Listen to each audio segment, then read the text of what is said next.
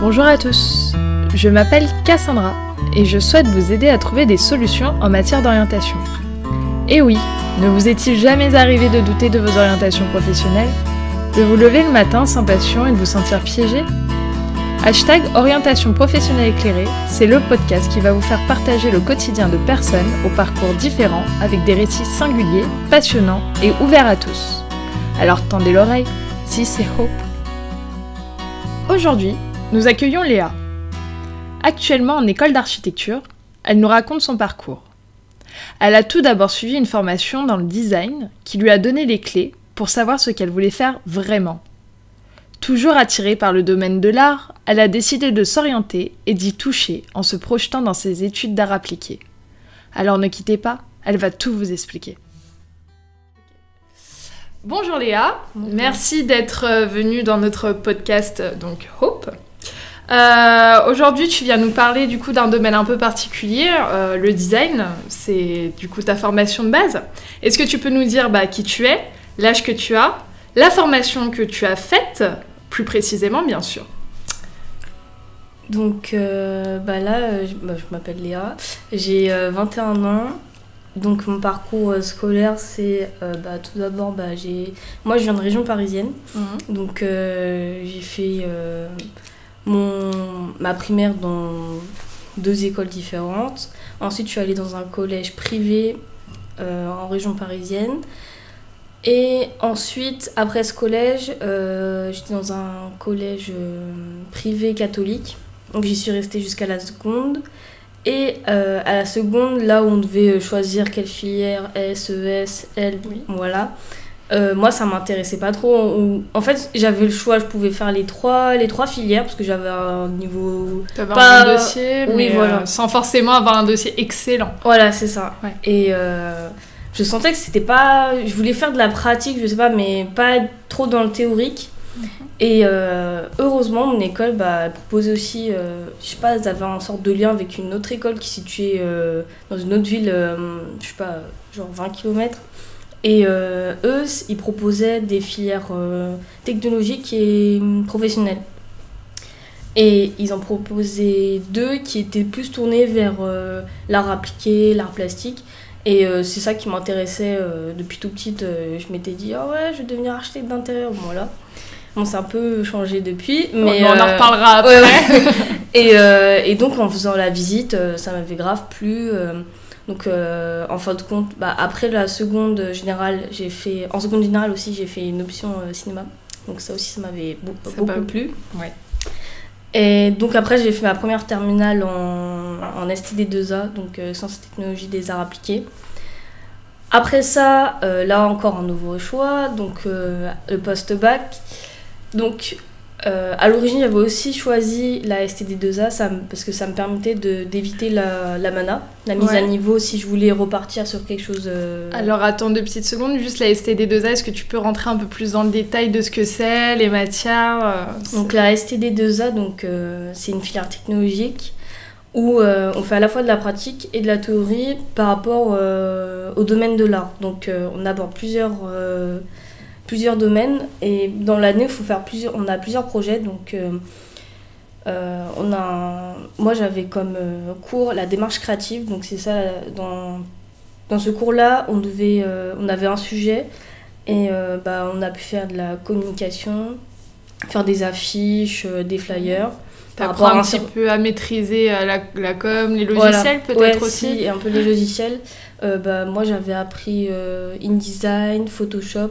Après franchement tout dépend de l'école, je pense, de la. Tu l'avais fait tout toi d'ailleurs? Quelle école? À l'Assomption, à Bondy. D'accord. Et donc j'avais ça comme cours. Bon, après il y avait des cours généraux quand même, donc français, mathématiques, SVT on n'avait plus. D'accord, donc c'est un cours coup qui passe à la trappe. On avait physique, chimie, après on avait technologie, mais tourné sur l'art, donc c'était plus comprendre. J'avais un cours où c'était apprendre comment les différents types de tissus, si c'était le maillage, comment c'était fait, comment c'était fabriqué. Ensuite, on avait ATC. C'est quoi? C'est ATC, c'est l'histoire de l'art. Art et technique, civilisation. Voilà, c'est ça. Et donc, c'était juste de l'histoire de l'art, apprendre par cœur. Voilà. Savoir ce qui s'est passé au cours des derniers siècles. D'accord. Et après, je crois que c'est tout. Bah, en tout cas, en démarche créative.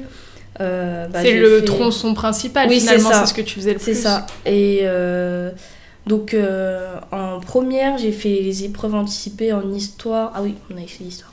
Histoire et français. Et en terminale, on doit faire un projet tout le long de l'année de 75 heures. Et on doit le présenter devant un jury. Après ça, on a un sujet. Donc moi, c'était réduire. Donc je devais développer cette idée, faire des brainstorming. Et vu que ce qui m'intéressait, c'était plutôt l'espace, créer de l'architecture, design d'espace, j'ai fait mon projet autour de ça. Il y en a d'autres, ils ont fait de la communication. D'autres, ils ont fait du design produit, donc essayer de réfléchir à un objet qu'on pourrait utiliser au quotidien. Voilà. Oui, ou sinon de la mode, franchement. Oui, parce que, sans vouloir rappeler ça, mais dans le design, oui, il y a 4 grands thèmes finalement. Oui, voilà. Il y a l'espace, le graphisme, le produit et la mode. Voilà. Donc ça regroupe, le bac SC2A regroupe un peu tout finalement. Exactement. C'est ça. Et du coup, tout à l'heure, tu rebondissais sur le fait qu'en post-bac, tu avais choisi de faire STD2A parce que tu voulais éviter la mana. Oui. Est-ce que tu peux nous en parler un peu plus ? Quand j'étais en seconde, je savais déjà que je voulais me tourner vers une filière artistique après le bac.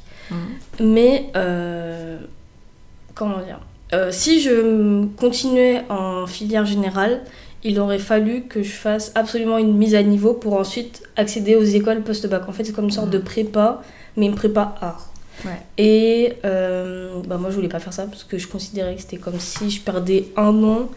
Et alors que je pouvais accéder directement en STD2A et après aller directement dans une filière post-bac artistique. Design, artistique. Ouais, voilà. Ouais. Donc j'ai préféré faire ce choix-là et je regrette pas.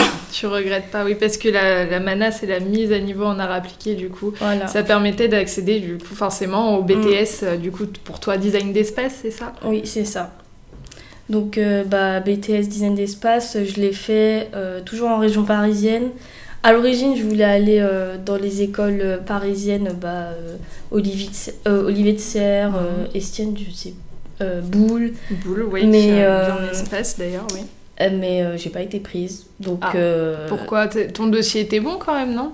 C'est mon oral, ils avaient remis le système d'entretien. Ah, et on était dans une grande salle, donc j'ai pas été prise. Il y en a un autre de ma classe qui avait été pris.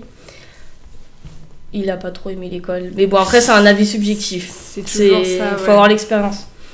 Et donc, moi, je me suis retrouvée... Parce que vu qu'il y avait le système... maintenant, ça a changé de nom. APB. Oui, qui est devenu, du coup... Parcoursup. Donc, mon deuxième vœu, c'était une école... j'avais BTS Design d'Espace, mais à Vauréal, donc l'école Camille Claudel. D'accord. À côté de Cergy-Pontoise. Et donc, les BTS, faut savoir qu'il y en a... même si c'est la même... ça a changé maintenant, c'est DN Made, le nom. Ouais, le DN Mad, le DN Made. Mais voilà. On en parlera encore après, parce que c'est vrai qu'avec ce changement-là, ce que tu vas nous dire, c'est quelque chose qui a été remis à zéro finalement il n'y a pas si longtemps que ça. Maintenant, ils ont donné un nouveau nom, mais le principe reste le même. Voilà. On va expliquer après. Et donc, je me suis retrouvée dans cette école qui était plus spécialisée dans la scénographie. Donc, le long de l'année, le BTS, ça dure 2 ans. Oui. Et étant donné que c'était spécialisé en scénographie, donc on allait voir beaucoup de... Dans l'année, on voyait 5-6 pièces de théâtre. Et donc là, BTS Design d'Espace, donc ça resserrait... je faisais plus de produits, de graphisme. Là, je faisais que de l'espace, donc paysage, muséographie. Muséographie, c'est la scénographie dans les musées. Ouais. La scénographie théâtrale, de l'architecture. Forcément. Et l'archi d'intérieur aussi. Oui, l'archi d'intérieur. Donc ça reprenait un peu, c'était un peu dans la continuité du bac, de la STD2A, mais plus axé sur l'espace. Donc là, par exemple, mes cours d'histoire, ils étaient plus tournés vers l'histoire de l'architecture ou du paysage. Après, franchement, en fait, c'est le BTS, c'est vraiment la solution. Oui, je suis pas encore certain de ce que je veux faire. Je sais que je veux travailler dans le domaine de l'espace, mais je préfère être encore dans quelque chose qui est un peu plus global dans l'approche. Ouais. Je vois. Et du coup, dans ce BTS-là, du coup, tu nous as dévoilé le nom de l'école, mais sans vouloir dire des choses mauvaises ou quoi, mais qu'est-ce que tu en as pensé finalement de cette formation ? Vu qu'au départ, c'était pas vraiment mon premier vœu, j'y allais pas en étant ultra contente, surtout qu'en plus, ça me forçait à partir de chez moi, étant donné que ça faisait un long trajet, donc je vivais sur place, chez l'habitant. Mais franchement, ça s'est bien passé. Ça m'a permis de voir des choses que... franchement, je m'attendais pas à faire certains projets là-bas. Et les enseignements, ils étaient bien. Bon, on a toujours les enseignements généraux, donc français. Ça, c'est juste ça, un peu redondant. Mais mis à part ça, on a aussi le cours d'atelier et des cours de pratique plastique que j'avais aussi en STD2A. Et franchement, les sujets qu'on nous donnait, ils étaient très intéressants, donc on avait vraiment la possibilité de faire des choses. Après, c'est une question d'implication aussi dans ces domaines-là. Donc, oui, c'est vrai. Tu pourrais nous donner par exemple des exemples de projets qui t'ont marqué peut-être de cette formation ? J'en avais un en deuxième année. On devait réfléchir à un aménagement intérieur d'une bibliothèque et selon le système de tiers-lieux, donc troisième lieu, donc le premier lieu c'est la maison, le deuxième c'est le travail et le troisième ça serait peut-être un mix des deux ou en tout cas un espace hybride mix qui permettrait de favoriser à la fois l'échange mais qui soit aussi confortable. Donc ce projet-là il m'avait grave intéressée. Et aussi dans ce BTS-là, il nous invite à beaucoup pratiquer à la main. Bon, on faisait quand même beaucoup de cours sur PC avec des logiciels de modélisation pour faire des plans. Par exemple on a utilisé surtout AutoCAD. Ouais. Et après, InDesign, Photoshop, Illustrator. Et on devait tenir des carnets. Et sur ces carnets-là, mettre toutes nos hypothèses, des idées, faire beaucoup de dessins, de croquis. Et franchement, ce projet-là, j'étais un peu fatiguée, mais j'ai grave aimé. Et après, à la fin, fallait produire des planches avec notre projet futur. Je vois. Finalement, de cette formation de BTS, t'en retiens quoi ? Ce que j'en retiens, c'est que ça m'a permis de, un peu approfondir mon idée de qu'est-ce que moi je voudrais faire dans le futur. Parce que là, aujourd'hui, je suis en école d'architecture, mais au tout début, quand j'étais en seconde, pour moi, c'était niet, c'est pas possible. Et en fait, j'avais vraiment un gros a priori par rapport à l'archi où je me disais, ouais, mais si je fais une école d'architecture, ça veut dire que je vais faire que des gros bâtiments, que des immeubles, que des maisons. Moi, j'ai pas envie de faire ça, je veux faire quelque chose d'ouvert. Et c'est pour ça que j'avais choisi la STD2A. J'ai pu aborder plein de choses. Le BTS, la même chose. Donc, franchement, en fait, le BTS, ça m'a permis de m'axer plus dans le domaine dans lequel je voulais travailler, donc le design d'espace. Ouais. La conception d'espace et par la rencontre de certains profs qui venaient aussi de cette filière-là. Il y en avait un qui avait fait aussi une école d'architecture et il m'a conseillé et il m'a expliqué que non, une école d'architecture même après une école d'architecture, on pouvait faire ce qu'on voulait, pas forcément être architecte. Ouais, ça reste assez ouvert. Oui, voilà. Du coup, tout à l'heure, on parlait du fait que ça avait changé de nom. Est-ce que tu pourrais nous expliquer un peu plus? Peut-être que tu sais ou tu ne sais pas, mais mettons si là, il y a des jeunes qui ont envie d'aller dans le domaine du design. Comment ça se passe, vu qu'il n'y a plus la formule, on va dire, BTS Design ou même MANA plus BTS Design? Bah, le DNMed, maintenant, il se fait en 3 ans et plus en 2 ans. Et en fait, la MANA, ça n'existe plus. La MANA n'existe plus, effectivement, ça a été... Et bah, en fait, je pense que c'est pour éviter de perdre une année. Donc les 3 ans, il y a, la première année, c'est une sorte d'année préparatoire, donc un peu la MANA. Et après les 2 ans, c'est ceux du BTS. Ouais. Mais après, sinon, en soi, la construction de la formation, elle n'a pas forcément beaucoup changé dans... Après, ça dépend des écoles. Oui, aussi, je pense. C'est ce que j'ai entendu dire. Moi, j'avais entendu dire brièvement que ce qui s'était passé, c'était que les BTS Design et les MANA étaient donc en lycée déjà. C'est important de le dire que ça se passe dans des lycées. Oui. Encore, on n'est pas dans des écoles ou à la fac. Mais surtout, on n'était pas rattaché aux universités. Donc, ce qui était comptabilisé en ECTS, donc les crédits post-bac qu'il faut valider chaque année pour pouvoir accéder à l'année supérieure, on se retrouvait, par exemple, à avoir fait une MANA et un BTS et avoir un bac plus 2. Alors que là, ce qui se passe avec le DNMAD ou le DNMAID, peu importe, tout le monde a sa manière de le dire, on se retrouve avec un bac plus 3 en ayant fait 3 années, ce qui est déjà plus intéressant, même si la formule reste la même et qu'on voit les mêmes choses. C'était juste une question un peu sur l'écrit, je veux dire. C'est ça, et puis de l'élever au rang européen, voilà, qu'on puisse harmoniser quelque chose comme ça. Enfin, tu nous disais, finalement, pour passer sur ce sujet-là, que tu étais en école d'architecture. Comment ça s'est passé, du coup, on va dire, ce lien entre le BTS Design et l'école d'archi? Comment ça s'est passé? Là aussi, étant donné que je sortais du BTS, je pouvais postuler dans plusieurs écoles. Donc, soit des écoles d'art, les arts déco, les écoles d'architecture, des écoles de paysagisme, des écoles de scénographie. Franchement, j'avais vraiment un panel de choix. Voilà. Et après c'est mon choix personnel, mais les arts déco, je me suis dit ok, pourquoi pas, mais en fait non. Le paysage, ça m'intéressait, mais pas tant que ça. La scénographie, la même chose. Et en fait, pour moi, j'avais l'impression que la seule pas solution, mais le seul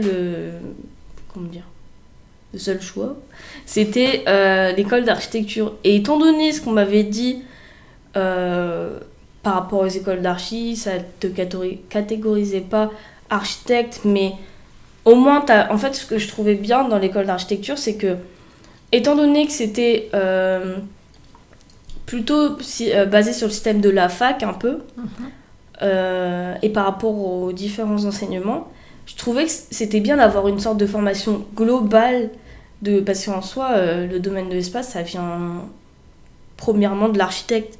Ouais. Donc, pour moi, je voyais ça comme si je me disais, ouais, ok, c'est les origines, donc je vais aller aux origines, et après, je me spécialiserai à travers mes expériences, le travail que je ferai plus tard, si je refais une formation après. Franchement, c'est pas l'âge qui peut m'arrêter.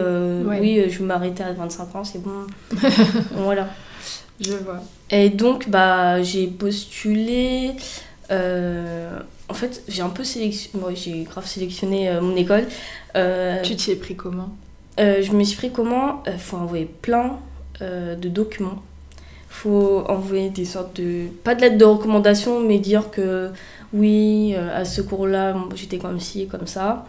Faut envoyer un portfolio, donc un book de tous les projets que j'ai pu faire auparavant. Envoyer ses bulletins de notes, prouver que tu as bien eu ton BTS, parce qu'à partir du moment où on a le BTS, on peut rentrer en validation des acquis.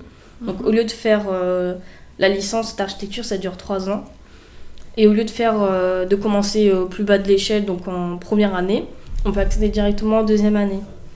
Donc moi j'ai fait ça, j'ai réussi à rentrer directement en deuxième année.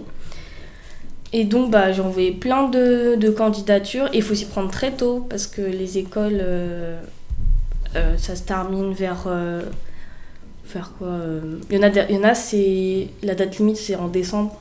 Et il y en a d'autres, ça peut aller jusqu'en février, mars. Mais bon, c'est la limite.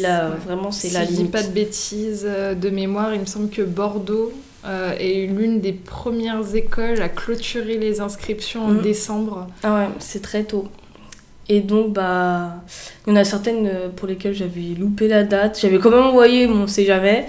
Et bah, il y en a certaines qui m'ont pas répondu. Ah si. Et il y en a certaines qui m'ont refusé. Mais bon, c'était pas vraiment celle-ci que je voulais. Celle que je voulais absolument, c'était à Lyon. Ouais. Donc l'ENSAL. L'École nationale supérieure d'architecture de Lyon. Parce qu'en fait, c'était la seule pour laquelle j'avais fait une... Bah, en fait, je m'étais dépassée. J'étais allée voir la porte ouverte parce que au niveau... de ce qu'on m'avait dit par rapport à l'école et ce que j'ai vu sur le site, ça m'avait beaucoup plu. Et les portes ouvertes, bah, c'est ça qui m'a décidé. Je me suis dit, ouais, c'est bon, je vais envoyer ma candidature. Et donc, j'ai été prise en entretien. J'ai fait l'entretien, ça s'est bien passé. Je suis retournée sur Paris. Et après, en juin, j'ai eu la nouvelle que j'étais prise en 2e année. Voilà. Donc ravie. Ouais, ravie. Du coup, j'aurais une petite question à te poser par rapport à ça. Quand tu as fait tes inscriptions, tu parlais de CV, de la domotisation, oui, voilà. Est-ce que tu pourrais donner des petits conseils, toi, à ton niveau, du coup, comment, vu que tu es rentrée quand même, pas dire facilement, mais on sait qu'en validation d'acquis, quand même, ça réduit beaucoup les chances. Ouais, voilà, faut avoir un bon niveau, ça réduit quand même pas mal les chances de rentrer, parce qu'il faut avoir des très très bons dossiers. Voilà, quels seraient tes conseils, finalement, pour une personne qui aimerait s'orienter comme toi vers une validation ou une école d'architecture plus largement? Je sais pas si elle regarde beaucoup parce qu'en fait on envoie aussi des bulletins de notes. Faut pas avoir des notes, des mauvaises notes, je pense déjà. Après, le portfolio aussi, il est très important et je pense que c'est pour ça qu'on m'a prise en entretien. Le CV aussi. Moi, en tout cas, dans mon CV, j'ai essayé de montrer un peu ma patte. J'ai mis une photo un peu personnelle, on va dire ça comme ça. Et pour le portfolio, bah ça, faut vraiment montrer que les projets, on est impliqué dedans. Montrer vraiment, pas que le meilleur, hein, mais montrer sa manière de réfléchir pour la conception de son projet. Montrer aussi qu'on a des pratiques extérieures de dessin. Montrer, dans cette école, ce qui est important aussi, c'est le dessin. Donc, à l'ENSAL. Oui, donc montrer dans son portfolio pas qu'on sait dessiner, mais qu'on maîtrise plusieurs champs. Oui, voilà, plusieurs médiums. Qu'on arrive à montrer ce dont on est capable, en fait. Et ensuite... lors de l'entretien, moi j'arrivais pile à l'heure. Et à ne pas faire, je dirais. Faut arriver en avance. J'étais un peu stressée, mais après je suis passée rapidement. Ouais. Donc c'était avec 2 profs. Bon là depuis, moi je les ai pas eu en cours, mais ouais.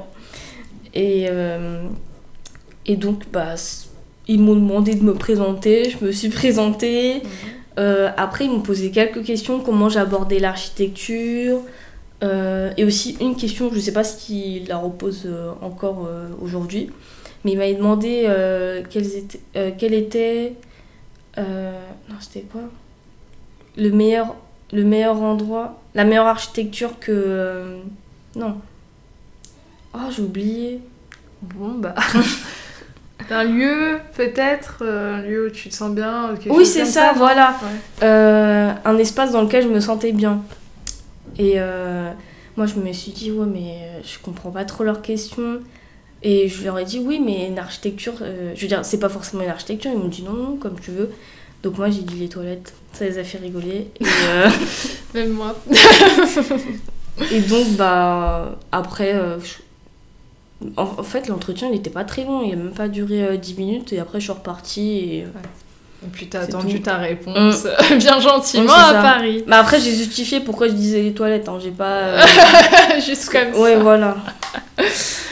Bon. Franchement, pour un entretien, faut essayer d'être détendu. Plus facile à dire qu'à faire. Oui, voilà. Faut essayer d'être détendu. Franchement, ils vont pas nous manger, hein, C'est sûr. les personnes qui nous font passer en entretien. Bon, après, on sait pas comment ils sont. Moi, quand je voulais rentrer en BTS sur Paris, je suis tombée sur des personnes qui étaient pas très gentilles. Ouais. Bon, ça arrive, mais faut pas se dire directement, ouais, je vais pas réussir. Ouais. Non, Faut faut partir, partir confiant plutôt. voilà, Et c'est après, ça. qui vivra verra. Pas trop confiant non plus. Pas un petit peu, parce que gagner confiance, finalement, après, on emporte le public avec soi, Oh. non On va dire ça comme ça. Oui, bah pour rebondir peut-être un petit peu, tu nous disais encore tout à l'heure que tu avais été au JPO et que ça t'avait vraiment plu. Déjà, dans un premier temps, qu'est-ce qui t'a plu? Et finalement, maintenant que tu es dans l'école depuis un petit moment, je crois, il me semble bien même, enfin, quelles sont les choses où tu te dirais, ah bah je pensais ça, et puis finalement, c'est pas la vraie. Enfin, c'est pas la vérité.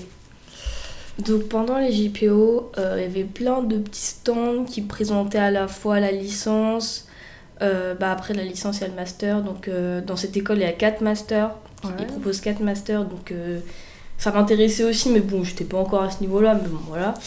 Et ils organisaient des sortes de visites, des ateliers, parce qu'en fait il y a le rez-de-chaussée qui est plutôt organisé pour les amphis, les cours théoriques, et l'étage où c'est les ateliers où on travaille la majeure partie du temps pour créer des projets architecturaux. Et donc ils avaient exposé des maquettes, des planches, des projets avec des plans, des dessins, des mises en situation. Et en fait les élèves nous présentaient, les étudiants nous présentaient les projets. Donc déjà le bâtiment je l'aimais bien. J'aimais bien l'idée de mettre au rez-de-chaussée la théorie et à l'étage la pratique. Ensuite par rapport aux planches, je me disais waouh, ils ont du niveau et tout. Franchement moi aussi je suis à un niveau comme ça. Ouais, t'étais impressionnée, je t'ai dit moi aussi j'ai envie d'apprendre comme eux. Oui voilà, c'est ça. Les maquettes, la même chose, parce que bon, après ça dépend du BTS, mais moi j'aime pas trop les maquettes, et en BTS on n'était pas obligé d'en faire, donc moi j'en faisais pas. Oui, après. Et on n'en demandait pas non plus, donc franchement, après ça dépend des BTS. Oui. Et je m'étais dit, ah ouais, au moins ça va me pousser à en faire, parce que là j'ai l'impression qu'on est tout le temps obligé d'en faire une pour le projet. Ouais. Alors oui, pour tous les projets il faut faire des maquettes, donc. Ce que j'avais bien aimé, donc c'était ce que je m'étais dit à l'origine, c'était oui, je vais apprendre quelque chose de global pour ensuite arriver sur quelque chose de plus précis, me spécialiser.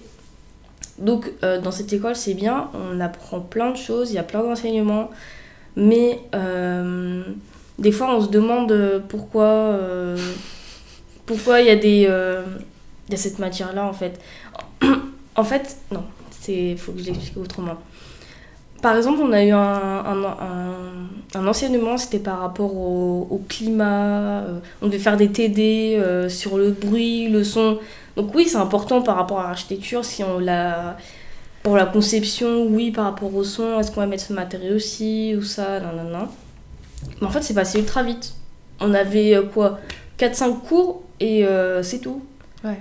Donc en fait on n'a pas poussé la chose jusqu'au fond et en fait c'est ça surtout, il y a des cours, donc bon il y en a certains qu'on a tout le temps, donc l'atelier ça on l'a tout le temps, le cours de projet, et ça c'est des matières qu'on a par exemple au premier semestre mais qu'on n'aura plus au deuxième parce qu'on a fait le rendu, on aura donné le rendu, mais je trouve qu'il y en a certains où c'est pas assez approfondi. Et après aussi ça dépend des profs, parce que généralement ces profs-là ils ont aussi un boulot à côté, ils sont pas juste enseignants et ils peuvent pas s'investir à fond dans leur matière. Ils font juste leur diapo, ils nous présentent et c'est tout. Après, c'est à nous de faire, si on veut en savoir plus, faut se renseigner tout seul. Bon, après, c'est normal, il faut qu'on en qu'on devienne oui, autonome. il faut devenir autonome. Mais bon, après, c'est ce qu'on m'avait dit hein, quand j'étais en BTS, que dans le BTS, on était 15. Là, on est 100. C'est sûr qu'ils peuvent pas nous prendre un par un pour nous expliquer un point. Voilà. Oui, parce que oui, en BTS, vous étiez combien? Vous étiez 15. Et puis finalement, tu te retrouves dans une promotion où vous êtes une centaine. Forcément, c'est ça. Ça change. Après, par rapport au projet, le premier projet que j'ai fait, c'était... En fait, ça me dépaysait pas trop parce que c'était quelque chose d'un peu, comment dire, alternatif, où on était libre, mais c'était un peu spécial ce semestre-là parce qu'à un moment donné, on allait vers une piste, mais après, on nous disait que c'était pas trop ça, et en fait, on devait suivre un sort d'ordre. Au départ, on devait partir d'une forme, d'un concept, non pas d'une forme, d'une idée, d'un concept, et ensuite à la fin arriver au projet final. Mais c'était un projet fictif qui devait pas trop être ancré dans le réel, mais je sais pas, c'était un peu complexe et à saisir. Bon, après, vu que je venais de BTS, ça allait entre guillemets. Ouais, t'avais déjà des bonnes bases, tu savais oui, d'où ça, tu ouais. Et aussi, ça dépend du prof avec qui on tombe, parce que eux, ils sont tous... ils pratiquent l'architecture, ils sont architectes, voilà. Oui. Et il y en a certains, ils n'ont pas la même méthode que d'autres. Par exemple, dans mon groupe, nous, ça allait, ils nous faisaient pas, on n'avait pas des contraintes. Ils nous disaient pas, oui, vous devez utiliser ci, ça, nanana, donner ci, nanana. Alors qu'il y en a d'autres, ils étaient obligés de tout faire à la main. Donc après, oui, ça, c'est... On peut pas choisir avec quel prof on tombe. Bon, sauf là, moi, j'avais choisi. Mais... ouais, franchement, le projet, ça dépend de comment on le ressent, en fait. Parce qu'après, dans le deuxième semestre, c'était un projet de logement collectif. Et contrairement au premier, là, on était en binôme. Donc d'abord, on avait fait une grosse analyse de l'espace. Donc c'était à Lyon, à Croix-Rousse. À Croix-Rousse. Et donc, on avait toute une grande phase d'analyse. Et ensuite, on se retrouvait en individuel à faire le projet.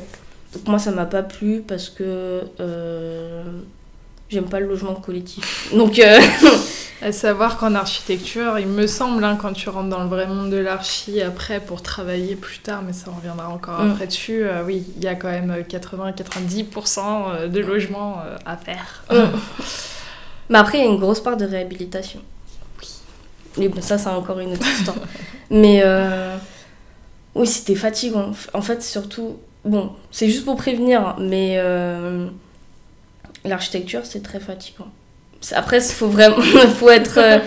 non, mais il faut être... c'est comme tout... La médecine, le droit, faut être impliqué à fond dans ces...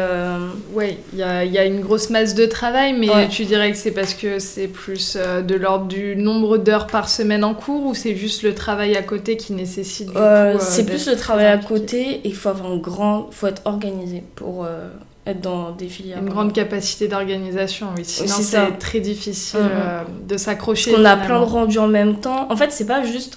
Par exemple, on a juste des cours d'histoire, et après, on apprend... Et après, il y a le partiel. C'est fini. Oui. Là, on doit travailler à la maison, pas juste à relire des fiches, mais on doit réfléchir à notre projet. Si on veut faire ce mur ou ce mur-là. Donc... ouais, franchement, tout en apprenant à dessiner des plans, etc. Voilà, après faire des recherches, par exemple, de références qui pourraient nous aider. Donc franchement, c'est une prise de tête. Mais après, si le projet il nous plaît vraiment, franchement, je vois pas pourquoi ça fonctionnerait pas. Ouais, c'est pas trop dans la douleur, finalement. Ouais, mais ça dépend. Il y en a certains, ils le prennent comme ça, il y en a d'autres non. Finalement, là, t'es en 3e année, on l'a pas encore dit, mais t'es en 3e année d'architecture, donc tu vas finir ta licence. Est-ce que, pour plus tard, donc notamment le master, qu'est-ce que t'as envie de faire là juste après, ou pour ton master, ou comment tu vas t'organiser pour ta vie future, professionnellement parlant, hein. Donc là, pendant la licence, l'année dernière, on a fait un stage. Donc en L2? Oui, en L2. Moi, je l'ai refait dans la même agence dans laquelle j'avais fait mon stage en BTS, parce qu'il y a un stage en BTS. Et là, j'ai fait 2 mois. Donc c'était grave intéressant. Lui et l'architecte, donc je l'ai fait à Paris. Il travaille tout seul, l'architecte. Donc franchement, ça s'est bien passé. Mais ça m'a permis un peu de réfléchir sur ce que moi je voulais faire en master. Parce qu'en soi, le master, c'est comme si c'était une sorte de spécialisation.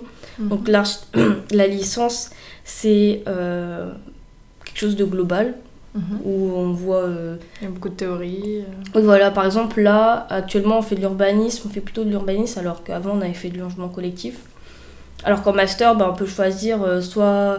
On veut faire quelque chose par rapport à la recherche, les matériaux et tout comme ça, donc quelque chose de plus alternatif. Après, quelque chose de plus urbain par rapport aux villes, donc avec des échelles très grandes. Donc là, pour l'instant, je me suis pas trop décidée comme... parce que moi, je sais que je veux poursuivre vers un master, mais je sais pas lequel. Parce que déjà, dans l'école, il y en a 4, et je pense pas que j'ai envie de rester sur Lyon, j'ai envie de bouger un peu. Donc entre écoles, oui, quand tu finis ta licence, tu as le choix même de pouvoir changer d'école d'archi et d'aller dans une autre via une passerelle, j'imagine. Oui, voilà. Et après, en master, on peut aussi faire un Erasmus.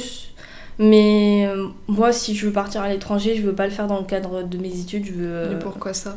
Je préférerais voir un nouveau pays, pas dans... Comment dire ? Pas via l'architecture. Je veux dire, peut-être... je m'explique bien. Donc, après la licence cette année, vu que je ne suis pas encore très sûre du master que je voudrais faire, moi, ce que je préférerais faire, ça serait une année sabbatique. Donc, une année où je m'organiserais pour faire des stages et faire un service civique. Et c'est par le biais de ce service civique que je voudrais aller à l'étranger pour faire autre chose que du design, de l'architecture. Voir d'autres choses. Voilà, c'est ça. Exactement. C'est important dans les études aussi de voir un panel de choses pour pouvoir s'orienter. T'as jamais regretté finalement d'avoir pris cette formation-là? T'étais sûre de toi dans tes formations globales, là où t'en es maintenant, t'as jamais regretté finalement? Je me dis que je préfère être rentrée en architecture après le BTS que d'y être entrée directement après le lycée. Tu penses que c'est plus dur?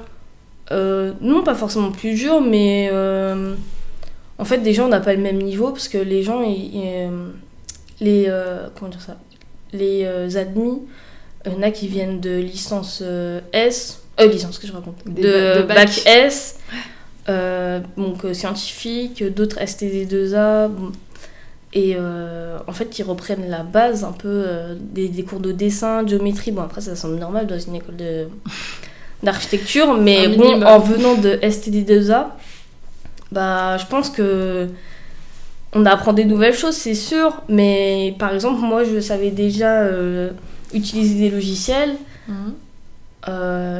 Ils ont vraiment, les autres personnes qui étaient rentrées directement en première année, ils ont vraiment appris à utiliser les logiciels que l'année dernière. Et encore, non? Oui. Donc, je pense, en fait, après, c'est sur différents plans, mais... Après, ça dépend à quel point les gens s'investissent aussi, et le temps. Oui, c'est ça. Pour le faire, parce que c'est vrai qu'en école d'architecture, c'est assez condensé. Il y a très peu de temps à côté pour pouvoir approfondir peut-être certaines choses. C'est ça. En fait, on le fait par le biais de nos travaux, des projets qu'on doit faire. Si on doit faire un plan, on va voir sur un logiciel comment ça fonctionne. En fait, on apprend sur le tas, quoi. Ouais, c'est ça apprendre sur le tas. Voilà.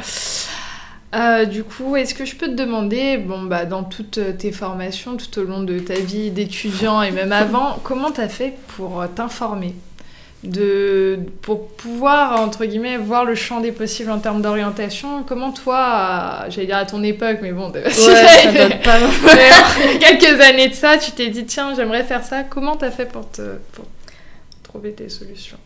Donc, après la seconde, J'étais pas au courant que ça existait.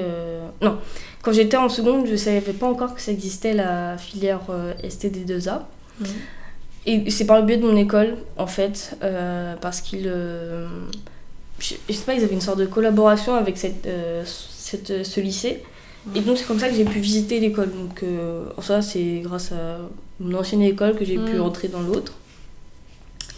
Ensuite, pour rentrer en BTS, pendant mon année de terminale, on a fait pas des cours, mais par rapport à l'orientation. Donc notre prof, elle nous avait accompagnés sur les différents projets qu'on voulait mettre en place pour notre avenir post-bac. Donc, et aussi, vu qu'il y avait tout le système des vœux, c'était bien d'avoir ce soutien-là pour savoir quel vœu on devait mettre en premier, cette école, est-ce qu'elle serait mieux que celle-ci, et même par rapport à ce que nous on voulait, si on voulait partir de chez nos parents, habiter dans un logement, si on voulait aller loin. Aussi, oui, c'est vrai que c'est des questions à prendre en compte. Changer de ville, c'est changer de vie. Donc voilà, et après le BTS, je me suis renseignée toute seule, et en demandant l'avis d'un peu de mes profs, mais après... je me suis juste renseignée sur les différentes écoles que je pouvais faire après le BTS. Aller sur le site des écoles. Voilà, le site des écoles, voir quand est-ce qu'était leur journée porte ouverte, contacter des personnes qui étaient déjà allées dans ces écoles, ou même, en fait, dans le BTS, ils gardaient contact avec les anciens élèves. Donc on pouvait les contacter pour savoir comment ça se passait dans leur nouvelle école. Ouais, via Facebook. De toute manière, Facebook maintenant c'est une plateforme extraordinaire pour rentrer dans les groupes des écoles et essayer de contacter des gens. Oui, aussi, ça aussi. Moi je l'ai pas fait, mais bon, ça fonctionne aussi très bien. Ça fonctionne aussi très bien, j'imagine. En tout cas, c'est un bon conseil. Bon, pour terminer, j'aimerais te poser une ultime question.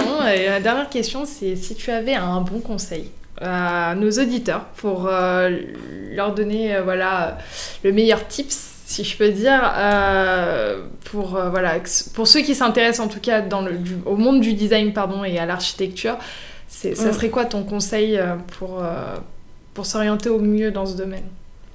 S'orienter... C'est-à-dire rentrer, s'y plaire, comment ça se passe, etc. Comment ils pourraient appréhender ce domaine-là en fait?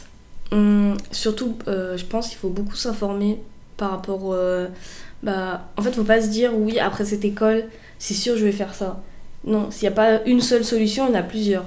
Donc, moi, après l'architecture, je sais que je ne vais pas forcément faire de l'architecture, mais... D'ailleurs, tu peux faire quoi autre que de l'architecture? Je peux devenir scénographe, je peux mettre en scène des pièces de théâtre, je peux... travailler dans des associations, mais ça serait tourné vers l'architecture, mais je suis pas obligée de construire des bâtiments, de créer des bâtiments. Il y a aussi des organisations régionales, ou je sais pas, régionales, des CAE, donc en fait c'est conseiller les personnes qui veulent, construire. Donc là c'est plus du conseil en fait.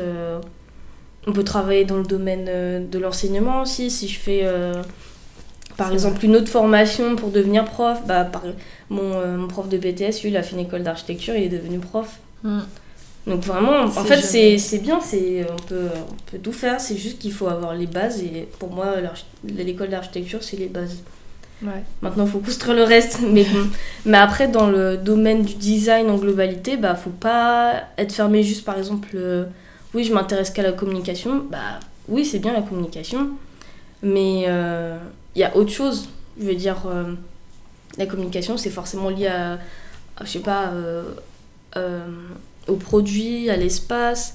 Tout est relié. Oui, voilà, tout est relié. Et quoi d'autre? Après, ça dépend aussi à quel niveau on est aussi.